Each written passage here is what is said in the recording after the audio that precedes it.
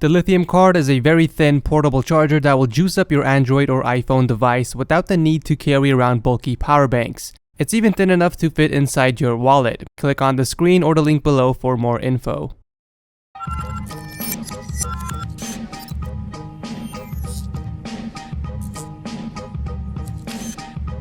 What's up guys, and welcome to another ultimate camera comparison video. This time we are facing off the Galaxy S6 against the last year's model, the S5. But before we jump into samples, let's take a quick look at their specs. So the Galaxy S6 and S6 Edge both have the same exact camera, which is a 16 megapixel rear-facing camera with an aperture of 1.9 that can shoot up to 4K resolution at 30 FPS. The Galaxy S5 also has a 16 megapixel camera with an aperture of 2.2 that can also shoot up to 4K resolution in 30 FPS. For front-facing cameras, both the Galaxy phones have a 5 megapixel camera that can shoot in 1440p at 30 FPS, whereas the 2 megapixel front-facing camera on the S5 can only shoot up to 1080p at 30 FPS. So that's it for all those specs. Now let's sit back, relax, and enjoy the show.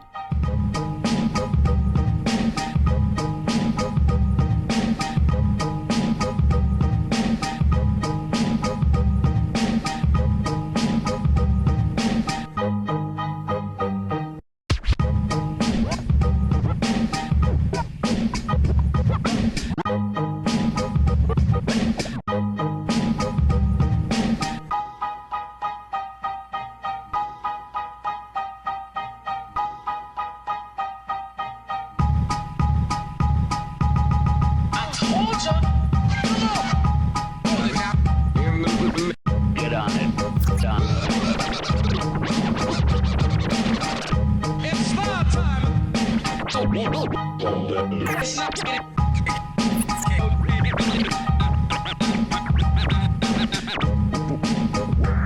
Ladies and gentlemen, bass. Redeemer full of call.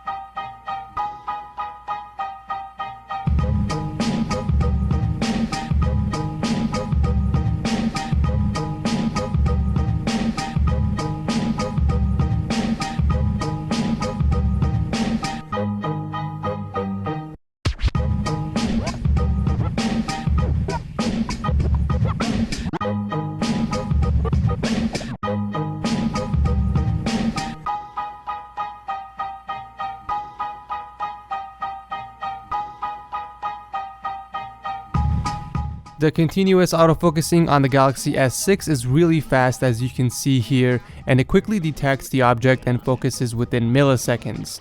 The accuracy is also spot on. I've actually used this phone for many camera comparisons, and not once has it not focused on the object I'm trying to shoot. The Galaxy S5 also does a great job. Although it's not as fast as the Galaxy S6, it certainly gets the job done. I have no complaints on either phone when it comes to focusing, so both deserve a point.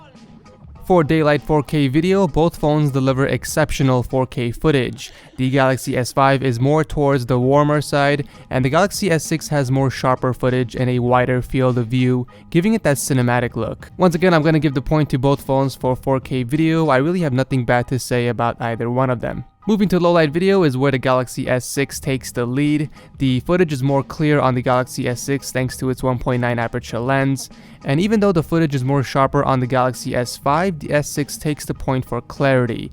After all, if you're gonna take video at night, you want to be able to see what you're filming.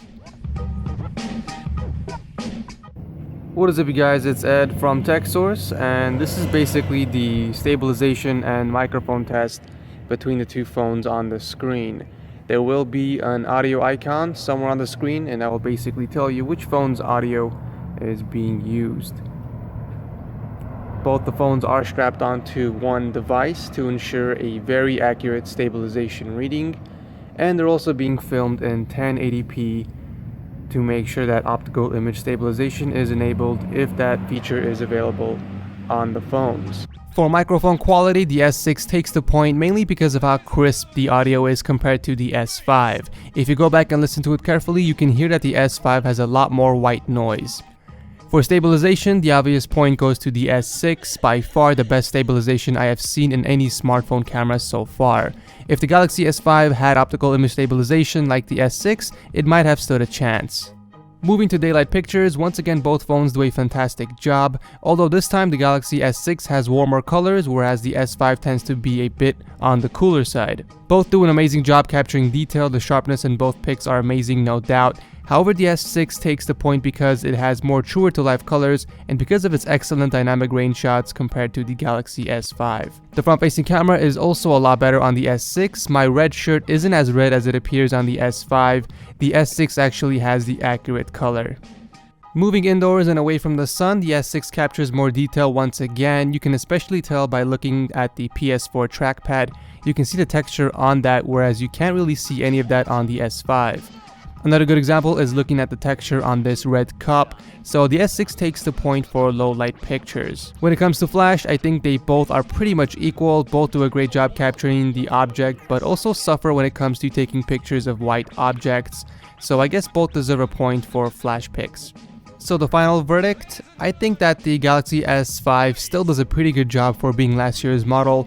It was pretty much neck and neck for some of the comparisons, however the real winner is the Galaxy S6. So far it has managed to beat the iPhone 6, the HTC ONE M9, and now the Galaxy S5. Next up we have the Xperia Z3, the Note 4, and the Nexus 6. But anyways, that is it for the video. I hope you guys enjoyed it. If you did, please hit that like button. If you didn't, feel free to dislike and let me know what you think about my results. Do you agree or disagree with me? If you want to see my previous camera comparisons with the Galaxy S6, they will be listed in the description section right below, and make sure you subscribe to the channel so you don't miss out on future videos like these. Once again, thanks for watching. This is Ed from TechSource, and I'll see you guys in the next video.